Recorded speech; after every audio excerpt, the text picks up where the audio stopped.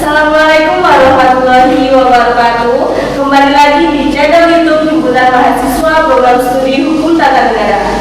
Pada podcast kali ini kita berkesempatan membahas tema yang sangat menarik, yaitu penanganan kasus pelecehan seksual di lingkungan akademis. Nah, dengan tema yang sangat menarik ini, kita dihadirkan dengan narasumber yang alhamdulillah ya bisa hadir pada podcast kali ini. Langsung saja saya Iva Suivana akan membacakan CV dari narasumber pada podcast kali ini. Nama Ikhwanul Muslimin, tempat tanggal lahir Kabupaten Semarang 5 April 1998, alamat Nyaman RT 2 RW 1 Kecamatan Tengaran Kabupaten Semarang, status belum menikah, nomor telepon 0895 3633 43773. Riwayat pendidikannya SDN Gendongan 2 Salatiga, SMP Negeri 2 Salatiga, SMA Negeri 3 Salatiga, Institut Agama Islam Negeri Salatiga, Fakultas Tarbiyah dan Ilmu Keguruan, Program Studi Pendidikan Guru Madrasah Ibtidaiyah. Nah, di sini juga ada pengalaman organisasi beliau yang sangat banyak sekali. Yang pertama yaitu PMII Rayon Matori Abdul Jalil pada tahun 2016 sebagai anggota. Yang kedua yaitu Racana KDWS sebagai anggota tahun 2016. Yang ketiga yaitu HMJ PGMI IAIN Salatiga. Yang keempat HMJ PGMI IAIN Salatiga pada tahun 2018 sebagai ketua. Yang kelima yaitu PMII Rayon Matori Abdul Jalil. Yang keenam yaitu Dewan Eksekutif Mahasiswa FTIK IAIN Salatiga. Yang ketujuh Ikatan Mahasiswa PGMI se-Indonesia. Yang kedelapan PMII Komisariat Joko Tingkir. Yang kesembilan OS2OF IAIN Salatiga. Yang 10 Karawitan IAIN Salatiga. Yang ke-11 yaitu Dewan Eksekutif Mahasiswa Institut Agama Islam Negeri Salatiga.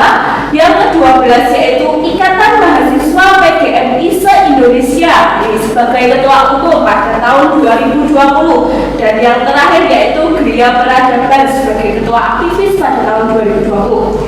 Adapun prestasi dan pengalaman beliau, ini yang pertama yaitu peraih beasiswa DIPA tahun 2018, yang kedua yaitu pemateri LKMMTD Unwahas 2019, yang ketiga yaitu pemateri Ospro Unisma tahun 2020, yang keempat yaitu moderator lingkungan podcast IMPI Nasional 2020, dan yang terakhir yaitu peraih beasiswa aktivis peduli COVID-19 2020.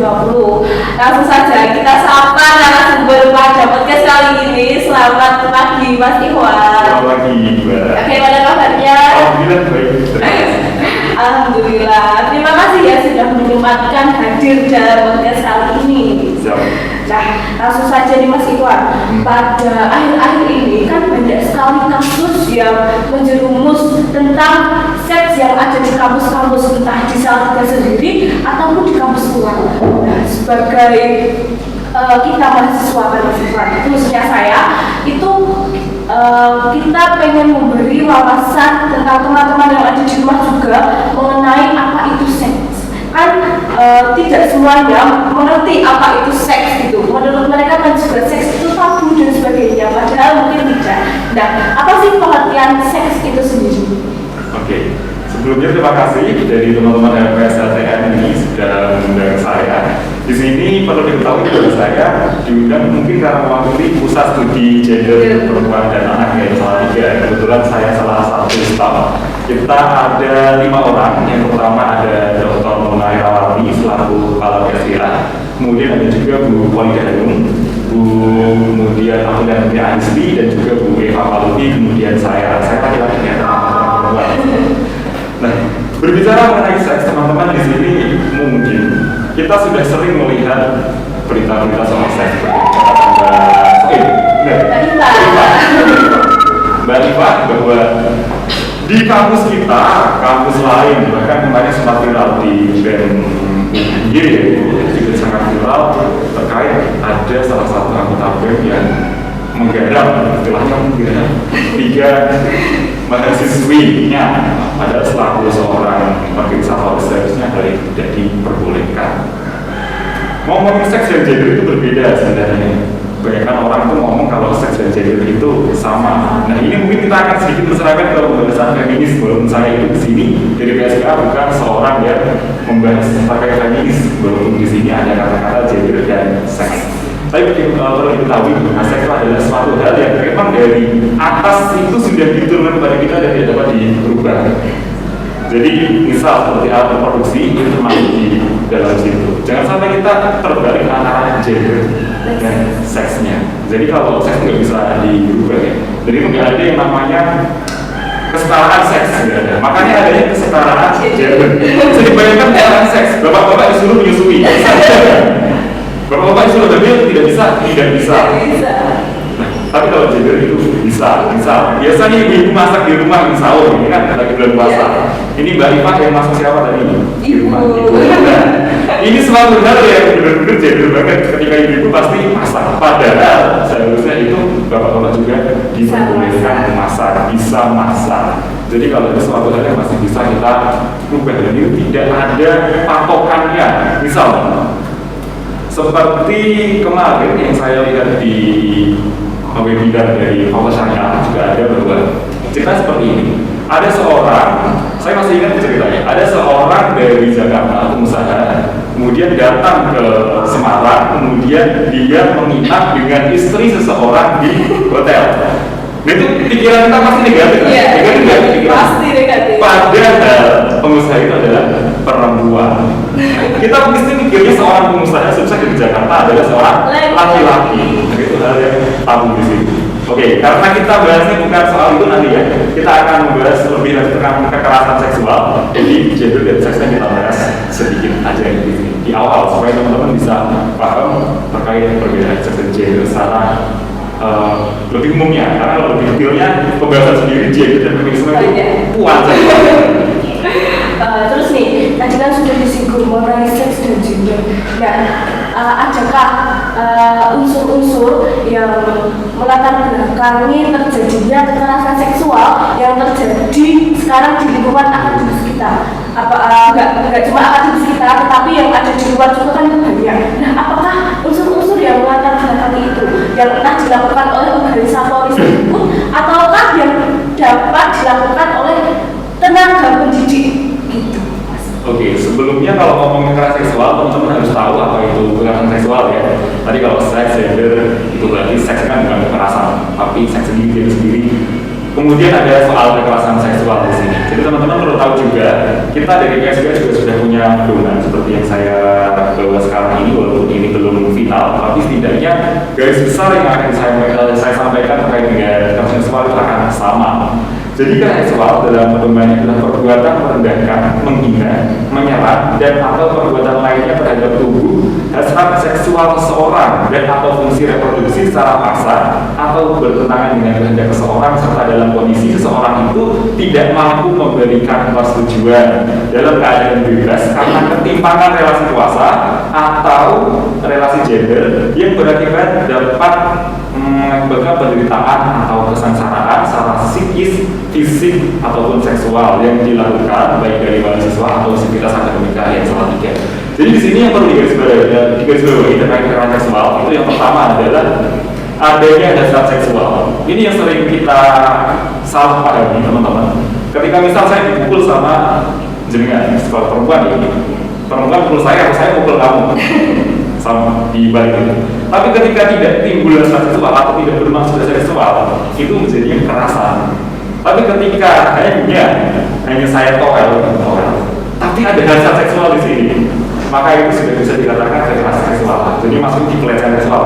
Nah, kita pun juga harus hati-hati. Jadinya maksud tujuan, kemudian kita kan nggak tahu ya pikirannya yang saya toel, pikiran yang saya pukul dia itu nggak sebagai apa, itu nggak tahu. Jadi teman-teman harus hati-hati juga. Jangan sembarang kalau toel keplak sana sini. Tahunya yang dikeplak itu nggak terima dan menganggap itu adalah kekerasan seksual. Padahal kita niatnya gojek dan kecil. Apalagi dengan orang-orang yang baru kenal. Kalau udah akrab mah, udah tahu berbagai dia memang suka keplak-keplak itu. Kalau baru kenal sudah mulai keplak-keplak, itu harus hati-hati. Yang pertama itu ada hasrat seksualnya ya. Jadi cowok ke cowok pun juga bisa. Jadi nggak cuma cowok ke cewek atau cewek ke cowok. Cowok ke cowok atau cewek dan ke cewek itu juga bisa. Misal cowok kumpul cowok, itu kan, wah ini berarti kelahi tabur kekerasan. Tapi ketika ada hasrat seksual, misalnya dikumpul di bagian tertentu, ya kita tahu bagian tertentu apa itu ya. Dan juga semua di sini. Nah itu bisa jadi kekerasan seksual. Yang pertama itu hasrat seksual. Dan hasrat seksual itu suatu hal yang bisa dikatakan subjektif dan objektif. Aku bisa mengatakan ini, oh ini bukan kekerasan seksual. Aku juga bisa mengatakan, oh ini kekerasan seksual. Karena dia memulai di mana, kemudian hasrat itu ketika itu seperti apa, atau dia hasrat ketika mau tahu seperti apa, gitu. Jadi pesan yang pertama hati-hati. Ini belum apa-apa sudah ngasih pesan dulu. Ya, terutama hati-hati dulu. Terutama yang belum saling kenal, udah kenal akrab, nah itu biasa. Tapi baru ketemu, kemudian kita asik tuh, langsung buka pukul di mana-mana. Sering aja nemuin seperti itu. Ini kan lagi banyak bubur-bubur gitu ya. Bubur itu udah pada buka pukul. Ini bubur apa tahu kan? Nah itu pertama dari soal yang kedua adalah di sini adanya ini tidak mampu memberikan persetujuan. Ini suatu catatan yang penting juga, tidak mampu memberikan persetujuan. Jadi ketika misal tadi dia itu ditowel atau dipukul, kemudian dia mengiyakan, oke, fine. Tapi ketika tidak bisa memberi persetujuan atau tidak memberikan persetujuan, jadi ada dua. Tidak bisa memberikan persetujuan itu karena dia nanti akan ngomong, atau yang kedua dia tidak bisa ngomong. Tidak bisa ngomong pertama misal sakit. Kita langsung masuk ke contoh. Misal si A sakit di rumah sakit, dia kemudian terus berbaring, lemah, lemes, letih, lesu, belum lagi seperti orang puasa 5 hari. Kemudian ada seorang temannya itu cowok ya, misal yang sakit itu si A cewek. Kemudian temannya datang ke si B cowok. Kemudian dia itu meraba-raba bagian tubuhnya. Kan otomatis si A tidak bisa melawan. Nah, tidak bisa memberikan persetujuan, ini juga termasuk salah satu indikator dari kekerasan seksual. Kan dia mesti nanti membela, dia kan nggak nolak, tapi dia nggak macam, mohon maaf, jadi emosi dikit. Mohon maaf, gimana kita nggak bisa ngomong nolak ketika dia itu sedang lemas, tak berdaya. Itu satu, bisa sama sakit. Kemudian yang kedua karena relasi kuasa, ini yang paling sering terjadi. Misal dosen, wah ini kamu pengen nilainya bagus, angkat visi saya. Nah, itu suatu hal yang tidak dibenarkan juga. Nah itu yang perlu kita sudah hati bahwa ketimpangan relasi kuasa ini juga terjadi biasanya. Mulai dari dosen ke mahasiswa, ataupun bisa jadi ini kan teman-teman MPS ini. MPS ke mahasiswa non MPS, atau dari pengurus ke bukan pengurus, atau dari dewa ke MPS itu juga kan ada relasi kuasanya. Nah jangan sampai itu dimanfaatkan sebagai lorong-lorong untuk menuju kekerasan seksual, karena itu bisa banget terjadi dan sering ada. Nah yang berakibat itu mulai dari fisiknya terganggu. Fisik terganggu itu kalau mungkin siulan, catcalling itu fisiknya terganggu, tapi bisa ke psikis. Nah ini yang cukup kita perhatikan bahwasanya psikis itu akan menuju ke fisik. Buktinya orang yang mikir terus tiap hari pikiran terus, lama-lama dia nggak makan, depresi, stres, nggak bisa tidur, imun menurun, atau meninggal. Kita nggak ada yang tahu. Berapa dari itu pakai calling belum bisa, tapi kayak calling tiap hari loh. Jadi jangan menganggap suatu hal itu enteng, karena setiap orang tidak tentu sekuat kamu, sekuat kita. Jadi ada orang yang bisa dikit calling sekali aja udah depresinya seminggu bisa. Ada yang dikit calling nggak berpengaruh gitu. Kayak aku yang sering nangani kasus gini ya, itu ada digoda bapak misalnya. Cuma cowok yang goda, bapak itu juga bisa loh. Digoda bapak ya udah kebal gitu, apa doang? Jadi apa doang? Nggak tahu urusan sama siapa gitu kan bahasa-bahasanya tuh. Jadi itu ada kata-kata kunci terkait hasrat seksual, kemudian tidak bisa memberikan afirmasi. Jadi yang pertama kalau dia itu ngomong tidak, itu kan sudah jelas dia tidak bisa berikan afirmasi. Kemudian yang kedua tidak mampu, jadi ketika mau ngomong tidak tapi tidak bisa. Nah itu salah satunya karena mungkin sakit atau keadaan terdesak atau freeze juga bisa, atau salah satunya adalah ketimpangan relasi kuasa yang beribadah ke fisik, psikis dan lain-lain. Nah menyambung soal unsur-unsur yang membuat kita itu jadi korban atau pelaku menjadi pelaku. Jadi bagiku itu ada 3. Yang pertama itu faktor dirinya sendiri. Seseorang melakukan kejahatan itu kalau kalian lihat zaman dulu di TV itu karena ada kesempatan dan ada apa ya? Itu kan ada di bank apa ya mukanya ditutup separuh itu zaman dulu gitu. hati-hati, kejahatan terjadi karena kesempatan dan apa gitu. Sama di sini pun juga ada karena niat pribadi dan kesempatan. Terutama yang kita tahu dulu, pribadi dulu. Kalau pribadinya itu emang udah nggak benar, moralnya udah nggak benar, nah itu bisa menjadi salah satu unsur untuk melakukan pelecehan dan kekerasan seksual. Nah, setelah pribadi itu juga lingkungan. Misal dia tuh orangnya baik-baik nih, misal si B tadi yang ke rumah sakit, dan kita dia nyambung nih. Dan contoh dari awal sampai akhir sama. Si B itu contoh tadi yang ke rumah sakit itu awalnya tuh mahasiswa yang dari anak santri, anak pondok, masya Allah, Afid misal. Nah, terus dia itu waktu SMA kan mondok dari itu, waktu kuliah ketemu sama gengs-gengs yang enggak bener gitu, atau lingkungan kos-kosannya enggak bener. Dia yang tadinya cuma ngalim, bahkan ketemu sama perempuan dulu, masya Allah. Tapi ketika ketemu sama geng-geng itu, mulailah diajarin seperti ini, ya terpengaruh gitu. Itu suatu hal yang bisa menjadi unsur juga, yaitu lingkungan ataupun keluarga juga. Keluarga berpengaruh misalnya, biasanya si bapaknya suka keras sama istrinya, sama ibunya gitu. Nah, si anak bisa jadi nyontoh itu juga. Nah, yang ketiga adalah begitu adalah faktor biologis. Karena kita selaku manusia itu ada yang namanya hormon. Perempuan dan laki-laki itu punya hormon masing-masing, dia yang mengaruhi soal daya tarik terhadap lawan jenis. Nah, itu ketika orang libidonya terlalu tinggi, kita pakai bahasa yang agak ilmiah. Kayaknya mahasiswa pada tahu kan ya, pada gede-gede libidonya terlalu tinggi, itu bisa jadi faktor juga. Kan ada tuh yang libidonya dikit, ada yang standar biasa, ada yang gede banget. Nah itu yang menjadi faktor juga. Soalnya misal tadi orangnya baik-baik dan sebenarnya baik, sebenarnya baik, ngalim gitu, pintar juga itu kan berarti ya baik. Kemudian keluarganya juga baik, lingkungannya juga baik, pondok juga baik gitu. Tapi ternyata dia itu libidonya tinggi dan gak bisa membendung itu. Nah ini suatu hal yang menjadi unsur juga. Makanya di situ adalah timbulan agama bahwa kita disuruh untuk menahan nafsu. Seperti kita bahas sekarang ini berasa sekali ceramah gitu. Saya menahan ceramah bahwa kita menahan nafsu itu mulai dari terbitnya fajar sampai nanti tenggelamnya matahari. Bahkan suatu yang halal pun kita ditahan. Makan kan halal. Iya, halal. Minum halal. Itu pun ditahan. Apalagi yang haram, seperti hubungan badan dengan lawan jenis yang belum sah, ataupun hal-hal menjurus itu apalagi diharamkan. Gitu. Jadi semoga dari puasa ini kita kembali ke fitrah. Amin. Masya Allah. Kami 28 lebaran. Nanti dari hati kita ada teori gitu. Soal. Itu 3 unsurnya tadi terkait orang yang bisa melatar belakangi seorang itu bisa jadi korban dan bisa jadi pelaku. Tadi unsur sudah dijelaskan Mas. Terus kan udah terjadi nih, terjadinya ada ketimpangan relasi dan sebagainya. Nah, gimana sih cara kita menjaga diri kita atau teman-teman di rumah juga agar pelecehan seksual itu tidak terjadi lagi? Cara pencegahannya itu bagaimana? Oke. Ngomongin soal mencegah, katanya kan mencegah lebih baik daripada mengobati. Iya. Ya, benar itu. Tapi ternyata tidak semudah yang kita kira. Jadi kalau misal kalian sakit gitu, bawalah payung sebelum hujan, mencegah sebelum mengobati. Nanti kalau bawa payung kehujanan hilang dan lain-lain gitu. Nah, tapi di kekerasan seksual itu suatu hal yang kalau aku bilang sulit untuk dicegah juga. Itu sulit. Kenapa sulit? Kalau itu bisa dicegah dari dulu, nggak akan terjadi sama sekali. Tapi nyatanya berarti kan suatu hal ya, faktanya bahwa mencegah tindak kekerasan dan pelecehan seksual itu tidak mudah. Karena ketika mencegah kita harus dua hal, korban dan pelaku sama-sama dapat hukuman tersendiri.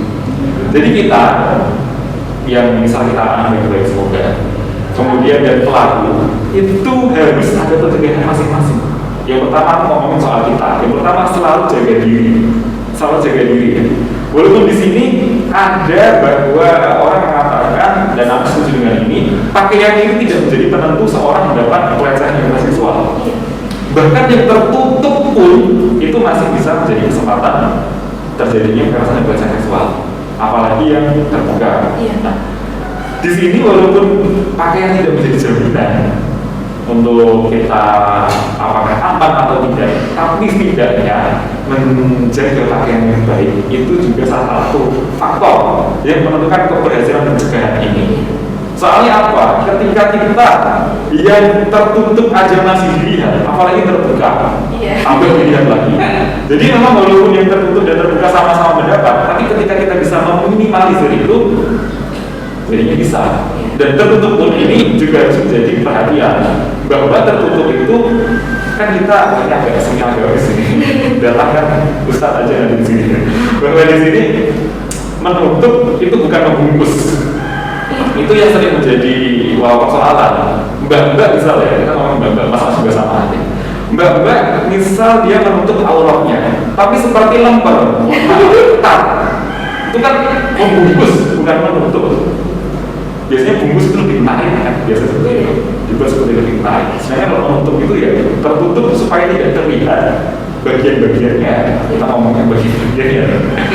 Menutup aurat yang jelas ya.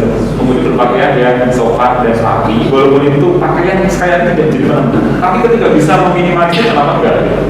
Daripada dia pakai, iya memang benar menutup dari atas sampai berjilbab dari rapi, tapi itu ketat-ketat banget. Itu kan suatu hal ya. Kita kan cocok.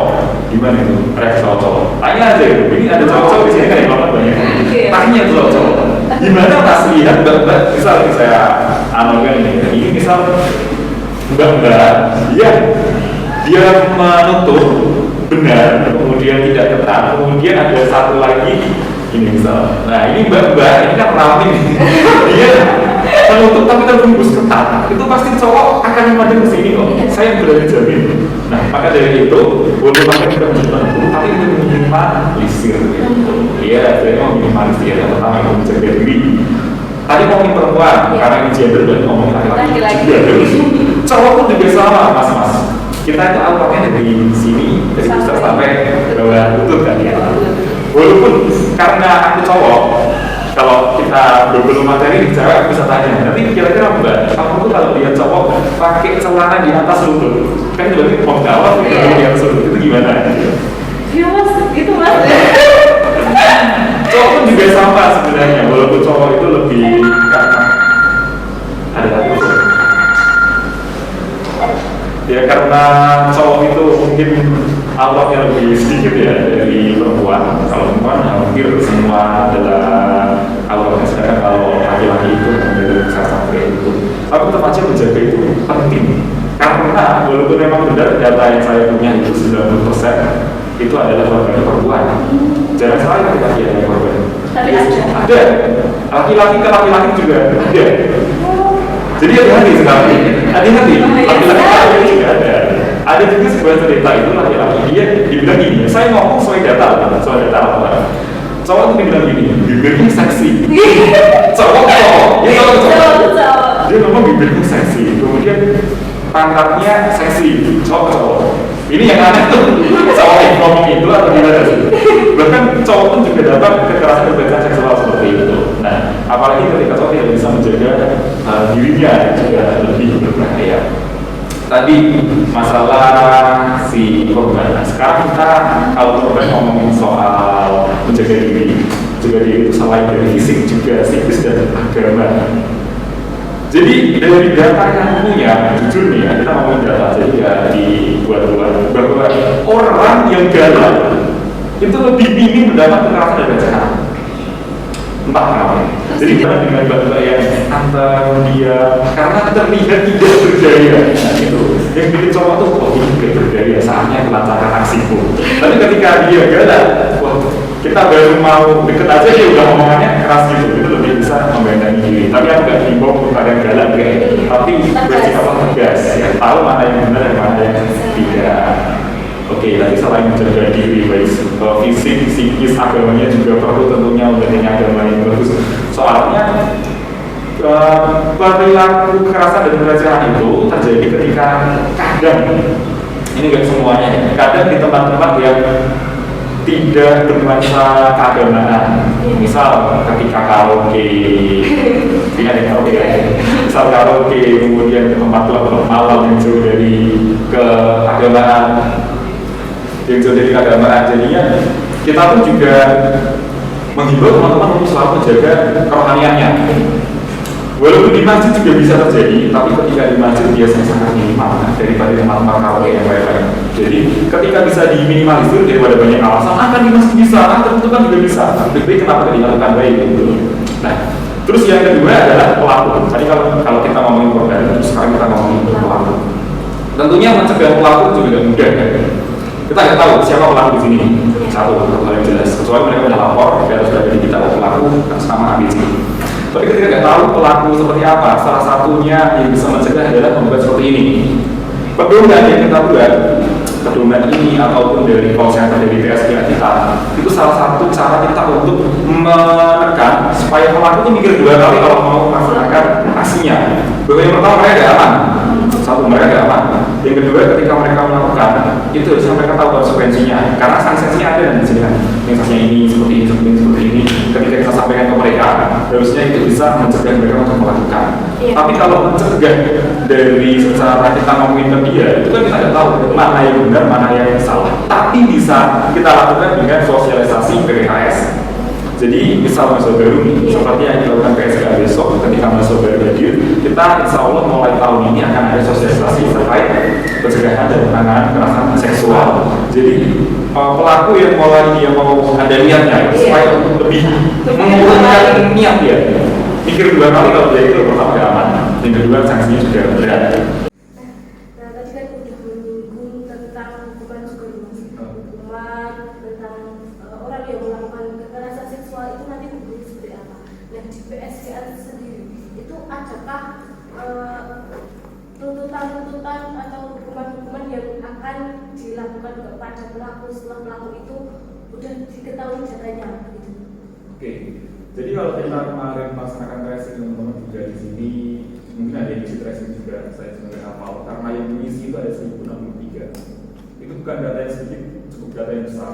Dan 1063 itu tidak semuanya bercerita. Itu yang perlu diketahui teman-teman. Jadi memang saya share itu di story atau di apapun itu bahwa yang mengisi tracing kita adalah 1063. Tapi jumlah yang bercerita itu yang mengetahui hanya kita dan mungkin PSKA. Karena cukup data yang apa ya? Data yang riskan, rahasia dan sensitif lah. Jadi 1063 yang mengisi, tapi yang mengisi cerita ya semuanya. Kan di situ jadi kan boleh mengisi atau tidak mengisi cerita. Tapi yang jelas yang mengisi kita sudah ada, yang tidak mengisi juga banyak. Jadi 1063 yang mengisi data tracing, tapi tidak semuanya mengisi kasusnya. Di kasus-kasus yang mereka isikan di situ, lalu di situ kita baca, walaupun di situ ada yang sebenarnya tidak termasuk, tapi dia malah memasukkan, itu juga bisa.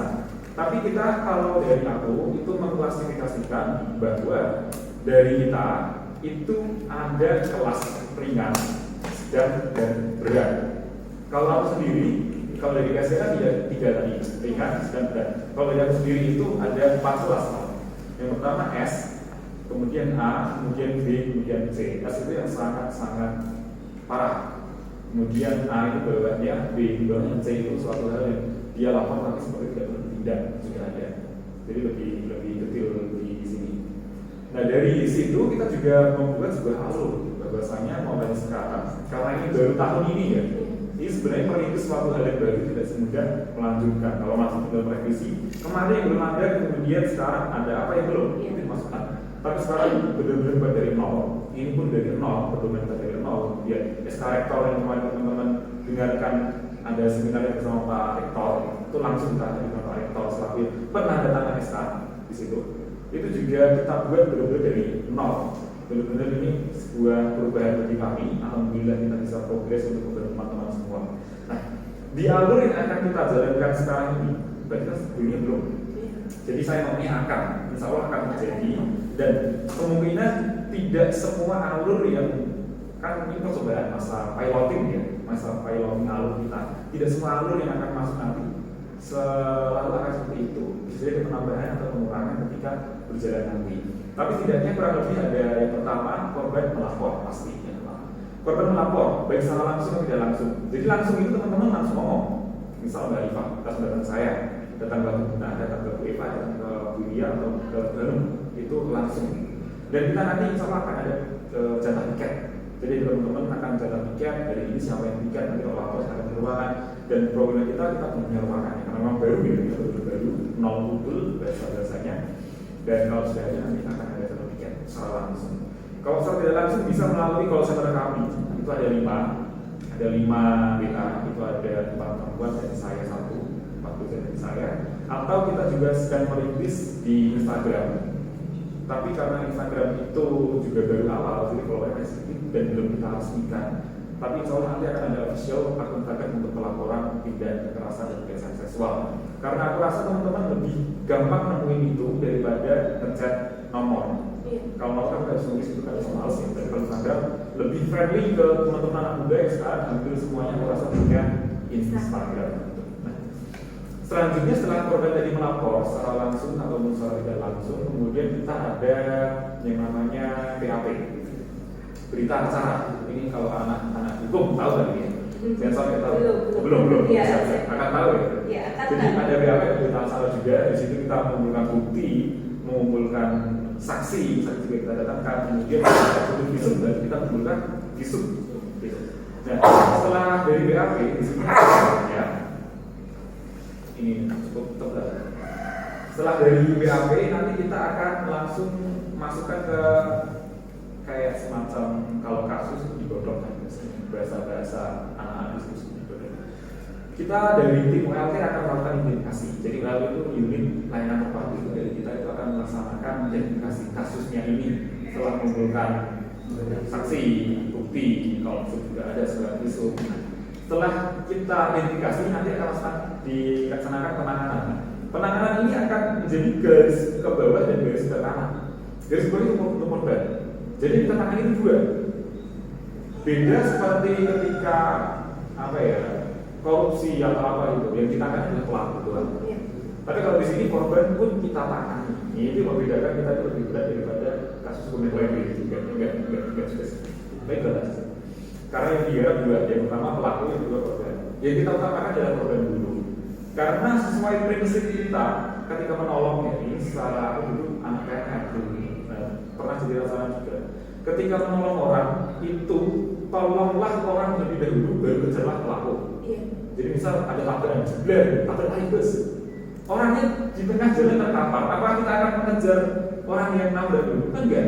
Tolong dulu orangnya, keburu meninggal ya. Kita tolong dulu dia, baru kita kejar pelakunya. Kalau ada 2 orang, berarti 1 nolong, 1 kejar. Tapi yang pertama menolong korban. Seperti yang kita lakukan. Korban dulu kita tolong. Di sini ada 3 penanganan. Mulai dari kesehatan. Jadi misal dia dapat kekerasan ya, berupa lagi berduaan itu kemudian ya kita nggak tahu terjadi apa, tahu-tahu di sini tersayat atau apa, atau tergigit apa kita juga nggak tahu. Kemudian dengan bekas luka atau apa itu salah satu penanganan kesehatan juga. Kemudian kalau kesehatan juga bisa dari psikis, karena psikisnya itu terganggu, kemudian butuh obat-obatan untuk ya teman-teman dari anak seperti itu paham lah ketika ya biasanya kan ada obat juga sih. Selain itu juga ada penanganan secara psikososial. Jadi teman-teman yang menjadi korban itu kita berikan di lab, kita ada lab konseling juga psikologi itu untuk membantu teman-teman yang psikisnya psikisnya pikirannya kita ngomongnya pikirannya itu mungkin salah ternyata terbayang tidak bisa tenang kan ada itu seperti itu. Dan yang kedua ada penanganan hukum dan penanganan hukum itu untuk korban dan perlindungan pada korbannya. Lalu ketika garis bawah sudah selesai dan garis bawah di sini kita akan juga terkait dengan psikososial tadi tentang keagamaan. Karena biasanya korban itu setelah mendapatkan perlakuan itu belum tentu semua tobat. Karena saya garis bawah di sini kalau yang catcalling atau apa itu mungkin bisa dikatakan dia itu aman ketika tidak ditangani secara agama. Tapi ketika dia bisa pemerkosaan, atau dia suka sama suka kemudian dia dapat kekerasan ketika melakukan hal itu, dan itu harus ada penanganan soal agama juga. Dan kita di sini ada yang namanya biro taskia, tahu di satu taskia yang menangani soal keagamaan. Ini soal yang penting juga bahwa agama mempunyai buat kita. Setelah baru selesai kita ke kanan, itu khususnya untuk pelaku ada sanksi. Sanksi pun kita bisa 3 juga, ada ringan, sedang dan juga berat. Nah, yang ketiga dari teman-teman PSDA itu untuk sanksi ringan. Sanksi ringan itu mulai dari, karena ringan itu bisa jadi dosen, bisa jadi mahasiswa ya, atau bisa jadi karyawan atau petugas lain atau orang luar pun juga bisa kita kenakan sanksi. Itu mulai yang pertama adalah pemanggilan, kemudian pernyataan tidak akan mengulang karena ringan, kemudian meminta maaf pada korban disaksikan dengan saksi-saksi, kemudian ketika dia mengulang lagi, misalnya mengulang lagi, itu akan dimasukkan kategori sedang. Jadi ketika misal catcalling itu masuk ringan, dilaporkan sekali, kemudian itu udah dipanggil karena catcalling sangat merasakan misalnya, dipanggil, kemudian dia disuruh pada tidak akan mengulang, kemudian minta maaf, disaksikan saksi-saksi. Tapi kok setelah itu dia melakukan berkali-kali lagi, itu nanti masuk sedang. Nah, sedang itu dari PSDA akan membuat seperti sebuah rangkuman kasus, kemudian kita berikan kepada rektorat untuk didenda, entah dikeluarkan atau apa. Nah, itu mengacu pada tata tertib mahasiswa. Dan kalau dosen itu sudah ada sesuai dengan di sini. Jadi kalau dosen juga ada. Kalau dosen itu melanggar yang namanya tata kode etik. Apalagi yang ASN ya, aparat sipil negara, itu mereka benar-benar obesitas konangan. Itu yang cukup harusnya menjadi aware bagi ya teman-teman ASN. Nah, itu mengacu pada PP nomor 53 tahun 2010 tentang disiplin pegawai negeri sipil. Jadi sanksi untuk yang dosen karyawan yang PNS ASN itu sudah sangat jelas mengacu pada nomor 53 tahun 2010 PP. Nah, untuk yang mahasiswa itu nanti di kategori dia ringan, sedang atau berat. Kemudian ketika sedang yang berat itu kita serahkan kepada pihak rektorat, kita berikan rekomendasi bahwa ini masih sedang berat, sudah bisa bukti. Kemudian mengacu pada tata tertib mahasiswa itu akan menentukan nasibnya ke depan nanti seperti apa. Jadi saya sarankan gak usah neko-neko. Kita itu sudah kuliah, masuk IAIN alhamdulillah. Kemudian nuansanya juga kampusnya Islami, bangunannya juga oke. Ya setuju. Kemudian juga daerahnya aman, nyaman, toleransi. Kemudian kalau kamu neko-neko itu itulah paling benar. Kemudian dikeluarkan dari apa-apa, atau misalnya bisa terjadi penundaan kelulusan atau apa, itu mengacu pada mahasiswa ketika masuk sedang dan berat. Jadi jangan sepelekan pada ringan, catcalling doang lah atau apa itu pada sepele. Tapi ketika berulang-ulang ya terus dan berat, terancam dia hidupnya. Gitu. Jadi kalau menurut saya ketika teman-teman bisa mencegah, terutama pelaku itu ditahan dulu. Dan nggak tahu siapa pelakunya, kecuali pelakunya ini calon pelakunya ya, kecuali dia udah jadi pelaku terlapor udah jelas. Tapi ketika pelakunya belum kelihatan, kamu nggak bisa ngadain kalau kamu yang seperti ini semuanya nggak bisa. Jadi misalnya ketika kita ada sosialisasi massal, kita ngomong sama dari pihak PSDA ngomong ke semua mahasiswa bahwa kita harus berhati-hati menjaga diri, baik korban ataupun pelaku itu tidak ada yang tahu siapa. Terus setelah kita bahas tadi dari pengertian sampai ini tadi, terus apa sih manfaat mengetahui tips menangani tindak pelecehan seksual? Oke. Jadi ketika teman-teman bisa tahu tips untuk ini, yang pertama tadi ada yang terkait rohani, ada yang terkait psikis juga. Ketika tips ini teman-teman dapatkan, yang pertama pasti mental health lebih kuat, mentalnya lebih kuat pasti. Karena kalian lebih aware, lebih tahu oh berarti seperti ini. Kan ini tadinya cukup sedikit ilmu ya. Oh ini seperti ini berarti tidak boleh. Seperti ini adalah termasuk pelanggaran. Seperti ini termasuk pelecehan. Kalian pertama lebih aware, lebih hati-hati. Kemudian kehati-hatian itu membuat mentalnya lebih kuat. Karena ketika ada kasus tadi seperti misal di bidang bidangnya seks lelaki itu, ketika dia mentalnya tidak kuat, dia belum tahu terkait dengan ini semua, dia akan gampang down. Tapi ketika sudah tahu semua, mentalnya kuat, dia bisa mencintai dirinya sendiri pasti. Karena tujuan dari kita ada di sini adalah menyelamatkan teman-teman mahasiswa tentunya ya, baik yang sudah menjadi korban ataupun yang belum. Dan saya rasa teman-teman yang belum ini, karena ini kan dari HRPS, HTN, berarti nanti mungkin fokusnya masih ke teman-teman HTN. Kalau teman-teman yang sudah tahu, apakah mereka sudah aware, nanti sudah tahu atau belum, dan tentunya ketika sudah tahu, manfaatnya akan membuat mereka lebih strong, lebih kuat. Dan ketika mereka lebih strong, lebih kuat, suatu saat misal saya tidak, mereka mendapat suatu pelecehan kekerasan, mereka akan tahu kita harus kemana. karena sudah ada, kita harus cuma ada polsek dan lain itu. Kalau mereka belum tahu kan mereka yang mendem sendiri di pikiran, gak berani lapor dan lain. Tapi ketika mereka sudah tahu, oh saya harus ke sini, gitu. Jadi mereka akan lebih paham. Yang pertama, yang kedua itu selain mental, yang pertama dia akan lebih paham alur terkait kalau misal suatu saat nanti berbeda itu mendapat sebuah kekerasan atau pelecehan seksual, mereka tahu harus bermana. Kurang lebih itu sih yang paling bisa didapat kalau dari uang juga ada uang. Teman-teman ini tidak itu ya buat kerja. Dan ini kan Mas Iwan dari tim PSPA. Ada berapa kali Mas mengenai data laporan tindak pelecehan seksual yang diterima PSPA dari tahun 2021 sampai 2022 ini, berapa orang yang melapor?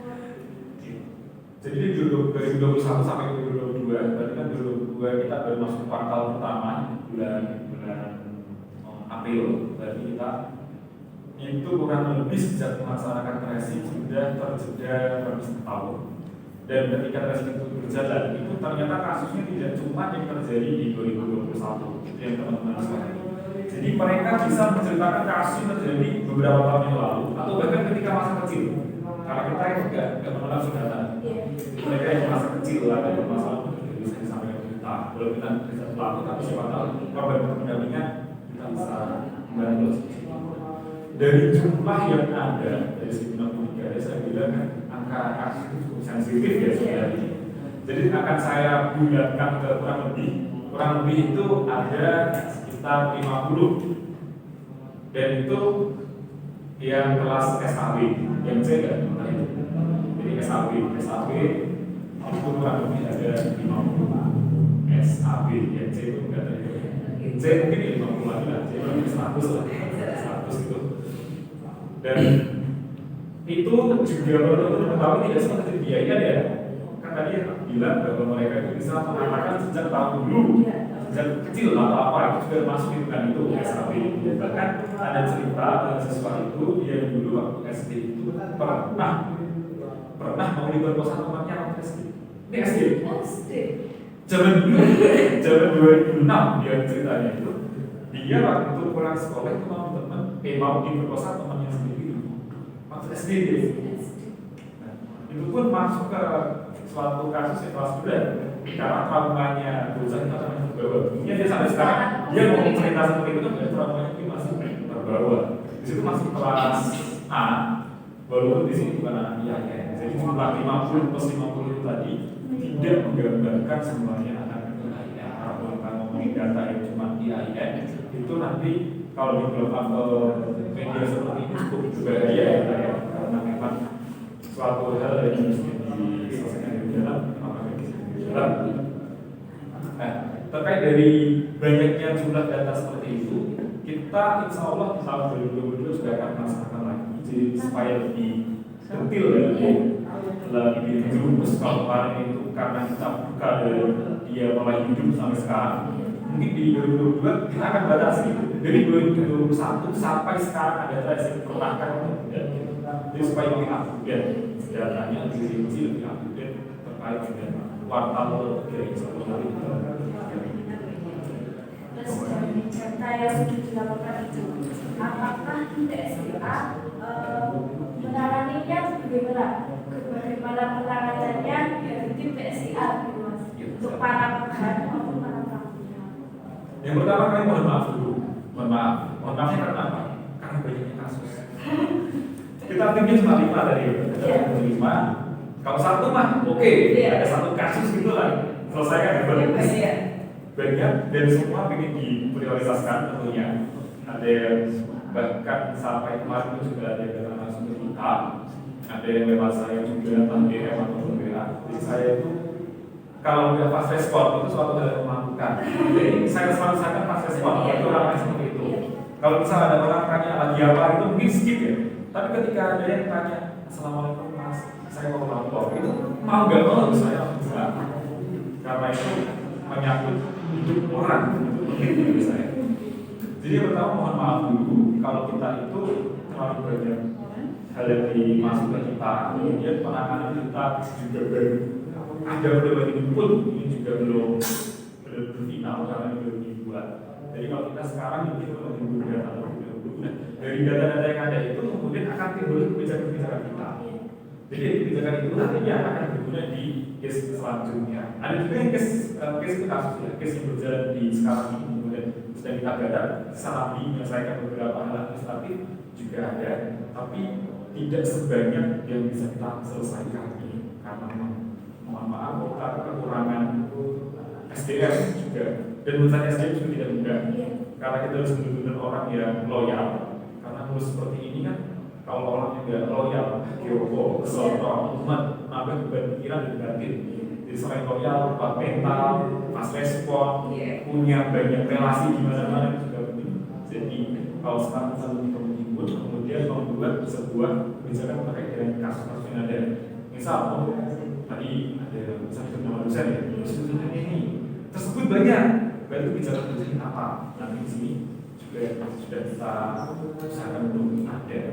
Selain itu untuk apa yang kita lakukan terkait dengan teman-teman yang mengadu kemarin, selain mengejar pelaku itu juga tentunya mendampingi korban. Setidaknya adalah menemani mereka curhat. Kadang mereka tidak punya tempat untuk ngomong, atau mereka ingin ngomong ke seseorang tapi nggak percaya seorang bisa menjaga rahasianya apa enggak, kemudian enak nggak diajak ngobrol. Takutnya seperti itu. Nah maka dari itu kami dari tim itu siap untuk menerima curhatan. Namanya apa ya? Bukan cuma curhatan soal izin nanti kita jangan. Tapi suatu hal yang berkaitan dengan kekerasan dan pelecehan seksual.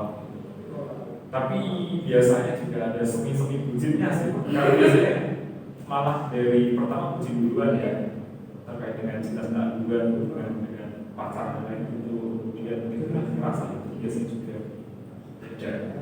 Jadi kalau yang sudah punya pacar itu hati-hati lah. Jangan sembarangan. Terus, ini pertanyaan terakhir. Oke, siap. Untuk rencana kedepannya, apa yang akan dihadirkan PSDA dalam menangani tindak pelecehan seksual? Apakah akan ada terobosan-terobosan baru dalam menangani tindakan pelecehan seksual? Oke. Untuk apa yang kita lakukan ke depan nanti, bagaimana? Pastinya meramukan ibu dulu, meramukan ibu dulu ini dikebut dulu. Jadi di PSP itu ada timeline-nya ya. Kita timeline itu di 2 semester kalau teman-teman kayak KS itu pasti ada program kerja kan. Karena tertulis beberapa bulan apa. Kita pun juga ada. Jadi kita dari PSP pun juga ada. Baik secara administratif seperti ini juga termasuk program kerja dengan teman ini. Kemudian secara langsung kita juga sama ada workshop juga nanti. Workshop itu untuk kali teman-teman yang akan menangani aduan. Karena menangani aduan itu kalau orang yang belum terbiasa ya jelek. Dia belum pernah mendapatkan bekal, kemudian banyak dapat kasus cerita, dia sendiri ada masalah, jelek sih kesannya. Kenapa? Kita kehilangan salah satu poin gender kita, poin dari tim kita. Kita ada workshop juga, selain workshop kita insya Allah juga ada gender championship nanti juga. Jadi karena kita juga PSDA ada urusan gender itu selain menangani tentang ini, itu kan gender berarti harus masuk. Kita insya Allah ada gender championship.